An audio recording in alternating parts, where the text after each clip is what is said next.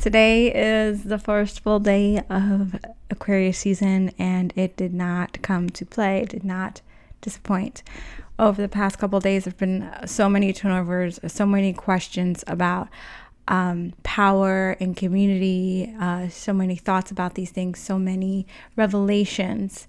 And I'm here to kind of just throw my 2 cents and help make sense of it in a way that I feel advances the conversation as opposed to creating more us versus them or me versus you. It seems as though like we have this short-term memory when it comes to events that unite us. We have just gotten to a point where we realize it's, up versus down, not left versus right. We are on the same level. We are on the same playing field. So us going at each other is stratifying us. It's keeping us in the same place when there is actually a dynamic happening up and down, right? Like we're like wealth distribution, access to services, infrastructure, all these things actually affect our lives as opposed to ideologies. Let's focus on the practical items at hand that we need to have a successful community, successful society, so on and so forth. The thing that I find most interesting about what's happening is the fact that, we have, for the sake of this conversation, we have, left versus the right, right? We have the left versus the right for the sake of this conversation, but that's not really the reality. And I hope that over the course of the next, I don't know how long, hopefully shortly, we'll come to remember that.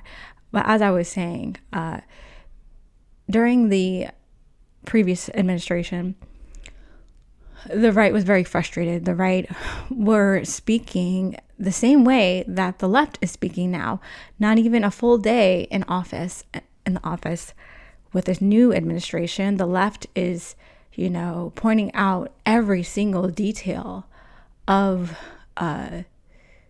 everything. They're pointing out everything that gets signed, what everyone's wearing, who's speaking, what they're saying, and at the podiums. Everything is under scrutiny. And it's interesting because this level of scrutiny was not given to the previous administration and at a time when they were committing war crimes. So it is really interesting. It is really interesting to observe all of this. Like you have to look at it and zoom out. You have to at some point just kind of zoom out and see what's happening in front of you. Like how can you not see? How can you not just bird's eye view it just for a minute? Just take a second, okay? Because left people, people on the left, whatever you want to call it, like look, like I don't like the labels because they're too simplistic. They do not give room for the nuance of it all and all the details that matter. However, for the sake of this conversation, those who would be left, like all the frustration you're feeling is what the right felt, right? And you know this, or maybe you don't. Now, the censorship that you think you're seeing, the right has faced this for years, even during 2020 and so on and so forth. So like what you're feeling is like, oh, this is a new censorship where, things are changing. Things have been this way for about 8 years now.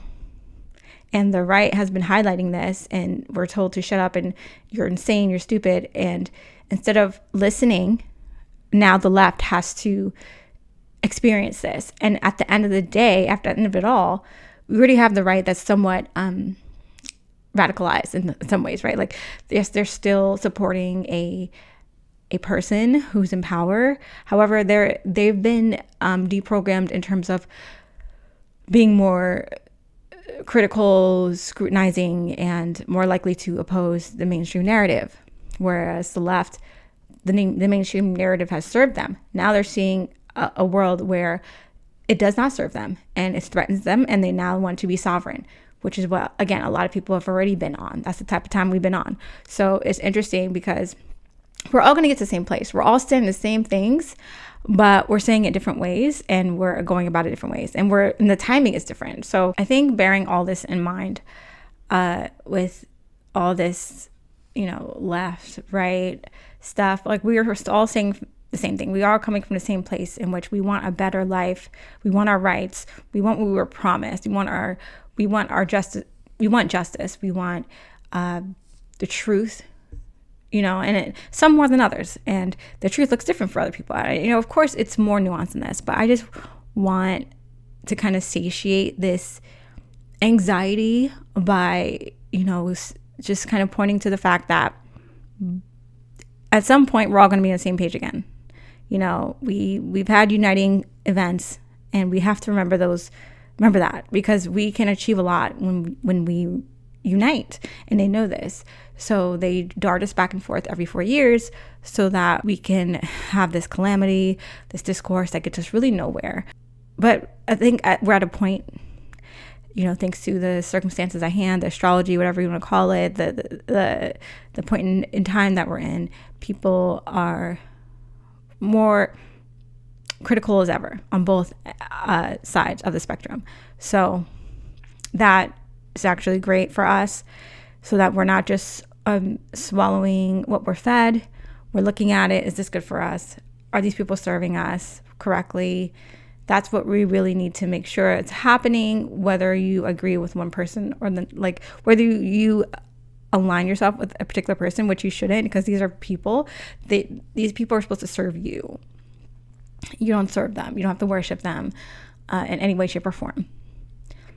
So, and everything that is being said about the current administration, this new administration, is honestly interesting, because everything that's being said about them is what the previous administration has been doing, if not worse. So please just at least let's just all admit that. Can we admit that much? So that we're not acting brand new. We can't just act brand new with this administration. We should always have been vigilant. We should continue to be vigilant and be mindful of how things are being described, categorized. How are they framing this? Pay attention to what they want you to believe as opposed to what is actually happening. What are the facts?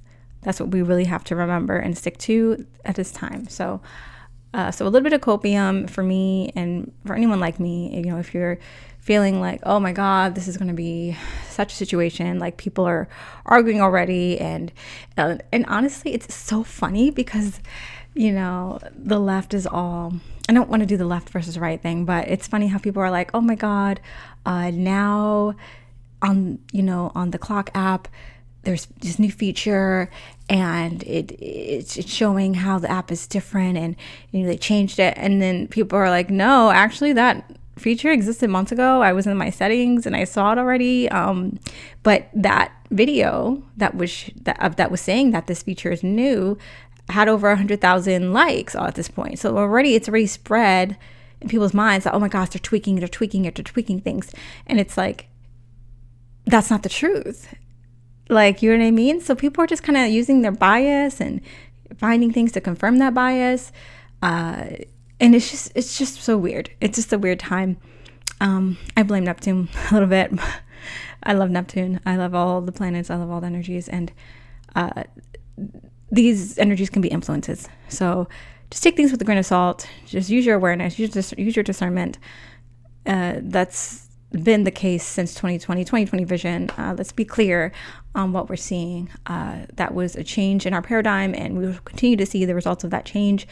And we need to remain vigilant on all fronts, but also understanding of each other as we are all on the same playing field.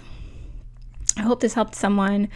If it did, let me know. If you want if you want to discuss it, I'm willing to discuss it more. I just wanted to share my thoughts about this right now, and I hope to make a longer video for my YouTube channel to go into detail and of the timeline, of it all, to go into the astrology of it all, to support. And I think people have to be mindful as well, right? When it comes to astrology, I think the election that we just saw just goes to show how bias is really important to consider, because a lot of people predicted a certain winner and would not back down. They felt that the astrology pointed to this because of their bias. And we have to see, and we see how detrimental that was, because it had people on the edge of their seat believing that there was a change that was going to happen that never came.